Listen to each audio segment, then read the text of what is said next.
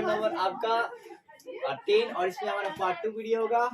और दोस्तों आज के टॉपिक है जुद्दारों का उदय। ध्यान दीजिए, तो देखिए हाँ, जुद्दार किसे कहते थे? तो धनी किसान के समूह को जुद्दार कहा जाता था, ठीक है ना। धनी किसानों के समूह को जुद्दार कहा जाता था। देखिए ये जो जुद्दार जो होते थे ना, इनकी जो क्षमता थी, जो ताकत था, ये पावर था, वो जमींदार से भी ज्यादा था।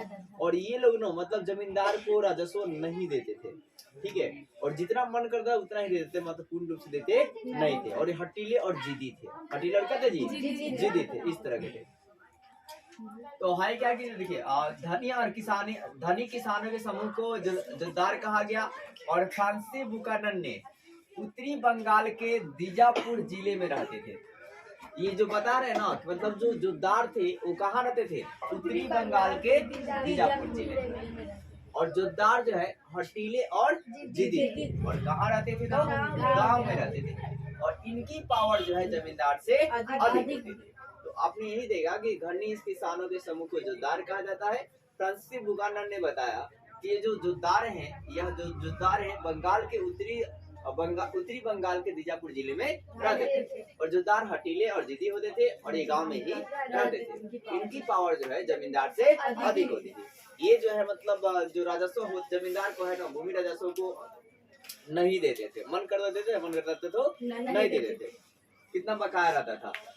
स्थानीय व्यापार और साहूकार पर भी इन्हीं का नियंत्रण था। जो व्यापार होता था स्थानीय, और जो साहूकार होते, जो पैसा वैसा कर्जा देने का जो बात होता था, वो भी क्या होता, यही करते थे। स्थानीय व्यापार भी यही करते, और जो मतलब किसी को ऋण देना है, कर्जा देना है, तो यही देते थे। फिर गांव के किसान इनके खेतों को जोतते थे। जुद्दार का जो खेत होता था, उनका खेत कौन जोता था? गांव के किसान जोतते। और उपज का आधा हिस्सा जुद्दार को देते थे। मतलब पूरी मेहनत से किसान क्या करता था? जोतता होता था, ठीक है। और फिर उसके बाद आधा अपने पास रहता था और आधा जुद्दार को देता था। जैसे आप बोल सकते हैं बटैया या बंटवारा, ठीक है। फिर जुद्दार जो है जानबूझकर जमींदार को राजस्व नहीं देता था। अब जब राजस्व नहीं देता था तो जो आपका जमींदार के खेत थे उसकी क्या जी? नीलामी। और जब नीलामी होती थी, ऊंची बोली लगाकर जुद्दार खरीद लेता था। क्या था जी? जुद्दार क्या था जी? इससे पता चलता है कि जमींदार से ज्यादा ताकतवर क्या था? जुद्दार।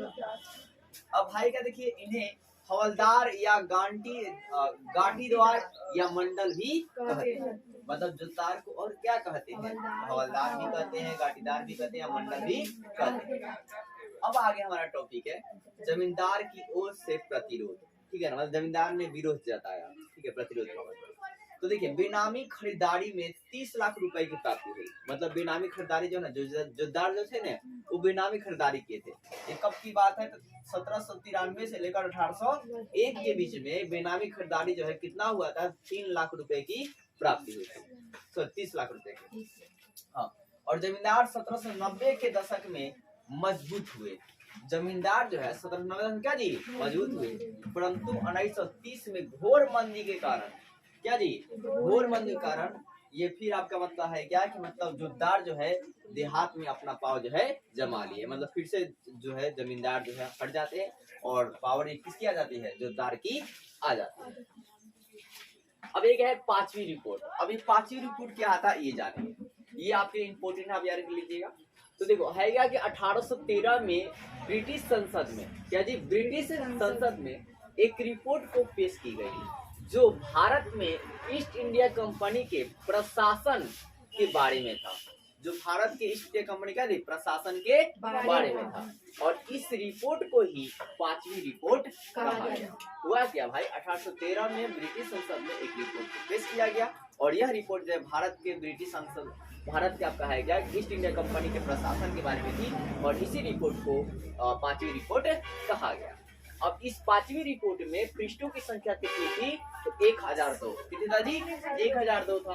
और 800 पृष्ठों पर जो है जमींदार और रैयत, जमींदार क्या जी? रैयत कलेक्टरों की रिपोर्ट थी। मतलब जो जमींदार होते थे और फिर जो रैयत कलेक्टर होते थे, ठीक है ना, जो किसान का मतलब सुनते थे, उनकी जो है रिपोर्ट थी। और इसे प्रवर समिति द्वारा तैयार किया गया था। इसे किस समिति द्वारा तैयार किया गया? प्रवर समिति द्वारा तैयार किया गया था। और 1796 से 97 के बीच जमीन राशि जो है वो आपका है 14,18,700 क्या जी 56, ठीक है ना, मतलब 14,18,756 सिक्के में क्या सिक्के रुपया में आपका है क्या एक जमीन का वास्तविक कीमत था। और वो बेचा कितना गया तो 17,90,416 रुपए में क्या गए जी उसे बेचे गए। अब है देखो जी कुदाल और हल, क्या है कुदाल और हल। तो देखो फ्रांसीसी बुकानन ने राजमहल की पहाड़ियों को दौरा किया, या ठीक है ना, मतलब उधर गया, कब गया भाई साहब 1810 से 11 के बीच, ठीक है, उधर गए थे फ्रांस और राजमहल की पहाड़ियों की। और वो बताते हैं फ्रांसीसी बुकानन की उधर क्या क्या हुआ। तो है क्या कि पहाड़िया में रहने वाले लोग जो है झूम खेती करते थे और वो कुदाल का उपयोग करते थे, क्या कहते जी कुदाल। अब झूम खेती अलग से आपके 2 मार्क्स में पूछे जाते हैं, ध्यान से सुनिएगा, ठीक है ना। तो झूम खेती एक ऐसी खेती होती है जो जंगलों में की जाती है, जो क्या है जी जंगल में जंगल वासियों को द्वारा किया जाता है।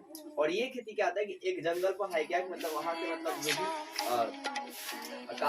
जंगल है, छोटी छोटी झाड़ियाँ है, उन्हें काट लिया जाता है और काट कर वहाँ पे जला दिए जाते हैं, क्या कहते हैं जला दिए, और फिर कुदाल से वहाँ की खुदाई की जाती है, फिर उसमें बीज को डाला जाता है, फिर कुछ दिन बीज तैयार हो जाता है, फिर फसल को काट लिया जाता है, फिर दोबारा भी उस पर बोया जाता है, फिर तिबारा भी उस पर बोया जाता है, और जैसे वहाँ की नाइट्रोजनी शक्ति खत्म हो जाती है फिर उसको छोड़ देते हैं और फिर दूसरे स्थान पर जंगल में जाते हैं और फिर वहाँ पर मतलब फिर झाड़ियों को जलाते हैं, फिर से मतलब वो फिर कुदाल से कोड़ते हैं, फिर वहाँ पर मतलब आपको क्या बोलते हैं बीज को डालते हैं और फिर से फसल को तैयार करते हैं। तो इसी प्रकार की खेती को झूम खेती कहा जाता है। इस तरह आप सजा कर लिखेंगे ना तो बहुत अच्छे मतलब लिखाएगा।